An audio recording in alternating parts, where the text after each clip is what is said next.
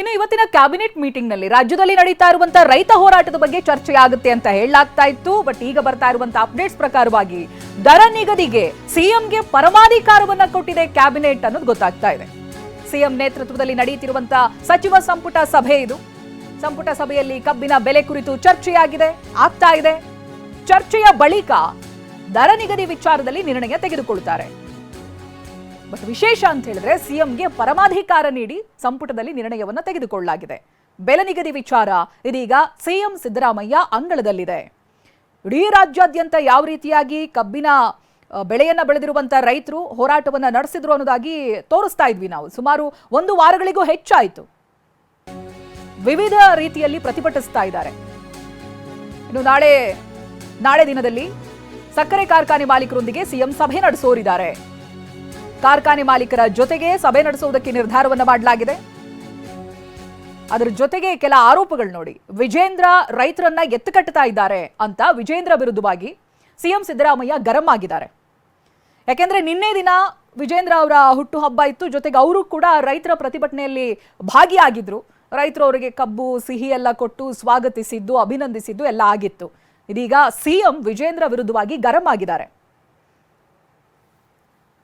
ಪ್ರತಿನಿಧಿ ಪ್ರಸನ್ನ ಇದಕ್ಕೆ ಸಂಬಂಧಪಟ್ಟಾಗಿ ಮಾಹಿತಿಯನ್ನ ಕೊಡ್ತಾ ಹೋಗ್ತಾರೆ. ಪ್ರಸನ್ನ, 1 ವಾರಕ್ಕೂ ಹೆಚ್ಚು ಕಾಲ ರೈತರು ಪ್ರತಿಭಟನೆಯನ್ನ ಮಾಡ್ತಾ ಇದ್ದಾರೆ. ಯಾವುದೇ ಅಧಿಕಾರಿಗಳ ಜೊತೆ ಮಾತನಾಡಿದಂತ ಸಂದರ್ಭ ಅವರ ಸಮಸ್ಯೆಗಳು ಸಾಲ್ವ್ ಆಗಿಲ್ಲ ಅಂತ. ಹಾಗಾಗಿ ಇವತ್ತಿನ ಕ್ಯಾಬಿನೆಟ್ ಮೀಟಿಂಗ್ ನಲ್ಲಿ ಇದಕ್ಕೆ ಸಂಬಂಧಪಟ್ಟಾಗ ಒಂದೊಳ್ಳೆ ನಿರ್ಣಯವನ್ನ ತೆಗೆದುಕೊಳ್ಳಬಹುದು ಅನ್ನುವಂತ ನಿರೀಕ್ಷೆ ರೈತರಲ್ಲೂ ಕೂಡ ಇದೆ. ಅದೇ ಪ್ರಕಾರವಾಗಿ ಕ್ಯಾಬಿನೆಟ್ ನಲ್ಲಿ ಚರ್ಚೆಗೂ ಕೂಡ ಬಂದಿದೆ. ಏನೇನು ಅಪ್ಡೇಟ್ಸ್ ಗಳು ಲಭ್ಯವಾಗ್ತಾ ಇದೆ ಪ್ರಸನ್ನ? ಇವತ್ತು ಮುಖ್ಯಮಂತ್ರಿ ಸಿದ್ದರಾಮಯ್ಯನವರ ನೇತೃತ್ವದಲ್ಲಿ ಸಚಿವ ಸಂಪುಟ ಸಭೆ ನಡೆಯಿತು. ಈ ಸಭೆಯಲ್ಲೂ ಕೂಡ ಕಬ್ಬು ಬೆಳೆಗಾರರ ಸಮಸ್ಯೆಗೆ ಸಂಬಂಧಪಟ್ಟ ಹಾಗೆ ಸುದೀರ್ಘವಾದಂತಹ ಚರ್ಚೆಯನ್ನ ನಡೆಸಲಾಗಿದೆ.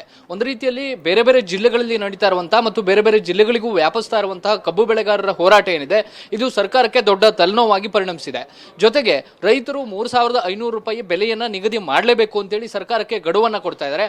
ಆ ಗಡುವಿನ ಒಳಗಾಗಿ ಸಕ್ಕರೆ ಕಾರ್ಖಾನೆ ಮಾಲೀಕರ ಜೊತೆಗೆ ಚರ್ಚೆ ಮಾಡುವಂತದ್ದು ಕೂಡ ಸರ್ಕಾರಕ್ಕೆ ತಲೆನೋವಾಗಿ ಪರಿಣಮಿಸಿತ್ತು. ಇದೇ ಕಾರಣಕ್ಕೋಸ್ಕರ ಮುಖ್ಯಮಂತ್ರಿ ಸಿದ್ದರಾಮಯ್ಯನವರು 3-4 ಮಂದಿ ಸಚಿವರಿಗೆ, ಉತ್ತರ ಕರ್ನಾಟಕ ಭಾಗದ ಸಚಿವರು ಯಾರು ಪ್ರಮುಖವಾಗಿದ್ದಾರೆ ಅಂತವರಿಗೆ ಜವಾಬ್ದಾರಿಯನ್ನ ಕೊಟ್ಟಿದ್ರು. ಆ ಸಚಿವರು ಕೂಡ ಇವತ್ತು ಮುಖ್ಯಮಂತ್ರಿಗಳಿಗೆ ಒಂದು ವರದಿಯನ್ನ ಕೊಟ್ಟಿದ್ದಾರೆ. ಆ ವರದಿಯನ್ನ ಆಧರಿಸಿ ಇವತ್ತು ಕ್ಯಾಬಿನೆಟ್ ಒಂದು ನಿರ್ಣಯವನ್ನ ತೆಗೆದುಕೊಂಡಿದೆ. ಅಂತಿಮವಾಗಿ ಬೆಲೆಯನ್ನ ನಿರ್ಣಯಿಸುವಂತಹ ಒಂದು ಪರಮಾಧಿಕಾರವನ್ನ ಮುಖ್ಯಮಂತ್ರಿಗಳಿಗೆ ಜವಾಬ್ದಾರಿಯನ್ನ ಕೊಡಲಾಗಿದೆ. ಅಂದ್ರೆ FRP ದರ ಏನಿದೆ ಅದು ಕೇಂದ್ರ ಸರ್ಕಾರ ಈಗಾಗಲೇ ನಿಗದಿ ಮಾಡಿದೆ.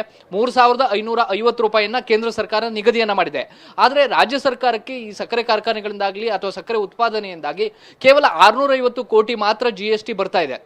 ಈ ಕಾರಣಕ್ಕೋಸ್ಕರ ಸರ್ಕಾರಕ್ಕೂ ಕೂಡ ಸಾರಿಗೆ ಸೇರಿದಂತೆ ಸಾಕಷ್ಟು ಹೊರೆ ಆಗ್ತಾ ಇರುವಂತಹ ಹಿನ್ನೆಲೆಯಲ್ಲಿ ಅಥವಾ ಹೆಚ್ಚಿನ ಆದಾಯ ಬರ್ತಾ ಇಲ್ಲ ಅನ್ನುವಂಥ ನಿಟ್ಟಿನಲ್ಲಿ ಇದೀಗ ಸರ್ಕಾರ ಮುಖ್ಯಮಂತ್ರಿಗಳಿಗೆ ಒಂದು ಪರಮಾಧಿಕಾರವನ್ನು ಕೊಟ್ಟಿದೆ. ಮುಖ್ಯಮಂತ್ರಿಗಳೇ ಆ FRP ದರವನ್ನು ಆಧರಿಸಿ ಅಂತಿಮವಾದಂತಹ ದರವನ್ನು ನಿರ್ಣಯ ಮಾಡಬೇಕು ಅಂತೇಳಿ ಇವತ್ತು ಕ್ಯಾಬಿನೆಟ್ನಲ್ಲಿ ತೀರ್ಮಾನವನ್ನು ತೆಗೆದುಕೊಳ್ಳಲಾಗಿದೆ. ಜೊತೆಗೆ ನಾಳೆ ಎಲ್ಲ ಸಕ್ಕರೆ ಕಾರ್ಖಾನೆಗಳ ಮಾಲೀಕರ ಜೊತೆಗೂ ಕೂಡ ಮುಖ್ಯಮಂತ್ರಿ ಸಿದ್ದರಾಮಯ್ಯನವರು ಸಭೆ ನಡೆಸಲಿಕ್ಕಿದ್ದಾರೆ. ರಾಜ್ಯದಲ್ಲಿ ಸುಮಾರು 150ಕ್ಕೂ ಹೆಚ್ಚು ಸಕ್ಕರೆ ಕಾರ್ಖಾನೆ ಮಾಲೀಕರಿದ್ದಾರೆ. ಅವರೆಲ್ಲರೂ ಕೂಡ ಸಭೆಗೆ ಆಹ್ವಾನವನ್ನ ಬಹುತೇಕ ಕೊಡುವಂತಹ ಸಾಧ್ಯತೆ ಇದೆ. ಕೇವಲ ಇದು 1-2 ಜಿಲ್ಲೆಗಳಿಗೆ ಮಾತ್ರ ಸೀಮಿತವಾಗಿಲ್ಲ. ಸಹಕಾರಿ ಸಕ್ಕರೆ ಕಾರ್ಖಾನೆಗಳು ಕೂಡ ಇರೋದ್ರಿಂದಾಗಿ ಎಲ್ಲ ಒಂದು ಕಾರ್ಖಾನೆ ಮಾಲೀಕರ ಜೊತೆ ಮುಖ್ಯಮಂತ್ರಿಗಳು ಸಭೆ ನಡೆಸಿ ಅಂತಿಮವಾದಂತಹ ತೀರ್ಮಾನಕ್ಕೆ ಬರುವಂತಹ ಸಾಧ್ಯತೆಗಳಿದಾವೆ. Madhushree. Okay, thank you Prasanna ಮಾಹಿತಿಗಾಗಿ.